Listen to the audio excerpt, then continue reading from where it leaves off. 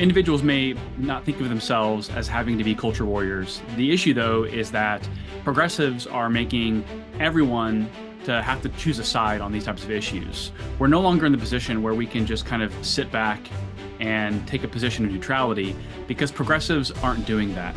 You're watching Restoring America, where we shine a light on the fundamental values of this country and all the reasons why they're worth saving. This week, we're going to talk about the crucial cultural battles that even some Republicans are unwilling to face. I'm Kaylee McGhee White, and this is Restoring America.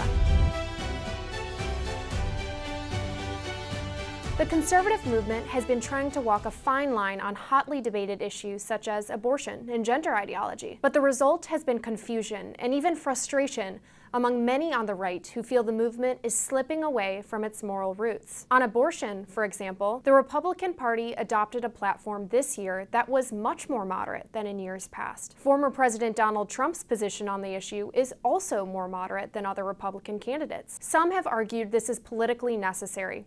And there's no doubt that that is at least partly true. As Trump would say, in order to make change, you first must win, and he wants to win. But cultural conservatives are worried that if the Republican Party moves to the center now, it might never move back to the right. And that would be a blow to conservatism and to the country. After all, though the U.S. certainly encourages and accepts a wide variety of beliefs, there are certain timeless values our society and system of government depend on. If conservatism isn't willing to defend those values, then who else is? My guest today is going to break all of this down and talk about the future of cultural conservatism and the choices the GOP must now make. But before we get to him, make sure to subscribe, hit that like button, and for more, head to washingtonexaminer.com. With me today is Andrew Walker, an ethics and public theology professor at Southern Baptist Theological Seminary and a fellow at the Ethics and Public Policy Center. Andrew, thanks so much for being with us today. You have written a lot about the culture war debates and about how the choice we as conservatives face is very clear. And this seems especially true in this election cycle. We just learned that Vice President Kamala Harris has chosen Minnesota Governor Tim Walz as her running mate, which means that this ticket on the Democratic side, both candidates have long histories of being rabid leftist culture warriors. So why does this matter for conservatives, even those who might not tend to engage in culture war debates? I think this matters because individuals may not think of themselves as having to be culture warriors. The issue, though, is that progressives are making everyone to have to choose a side on these types of issues. We're no longer in the position where we can just kind of sit back and take a position of neutrality because progressives aren't doing that. And when we look at what has transpired at the top of the Democratic ticket, we are seeing by far the furthest left ticket in the history of the United States. It's honestly one of these situations where you can't fathom the ticket getting any further to the left than what it has previously been. But here we are in 2024, and the ticket is even further than in any previous point in American history. Absolutely. And on the other side of this race, we have the Republican ticket with former President Donald Trump and Senator J.D. Vance. And Trump and Vance have taken more moderate positions on cultural issues than many conservatives would prefer, especially on issues like abortion. What do you make of Trump's move to the center on these issues? Well, on the one hand, I have to say I think it's a tragic mistake to take any effort to weaken the Republican platform pertaining to life and marriage. At the same time, I understand why the pivot that they've made and why it's happening, because they're trying to form an electoral coalition.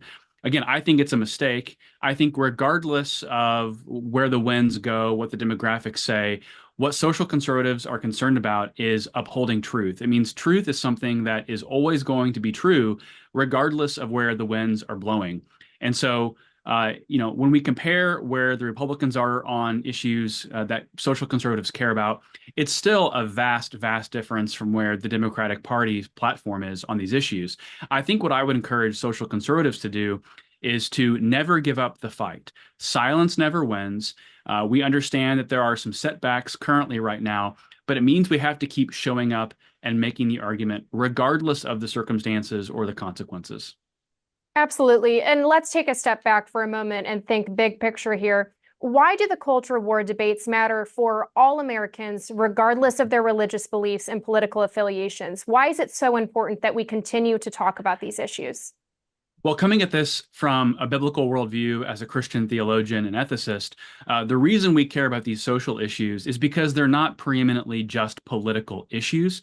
We think these are issues tied to human flourishing, and we have to have the types of laws in place that recognize the truth about what human nature is. And how we are meant to form and flourish in society. And so we have to constantly be making these arguments because, again, these are not issues or positions that we hold as matters of what truth are that are going to be changing from one culture to the next. These are truths that we think are true in all times, in all cultures, in all places, because they're tied to essential truths of what we think is true of a biblical worldview, but also an American worldview. When we have the Declaration of Independence, talking about our rights come from a creator, the pursuit of happiness, life, liberty. These are, yes, political realities, but they're much more than just political realities. They're moral realities, they're ethical realities, and I think at their ultimate, they are a theological reality.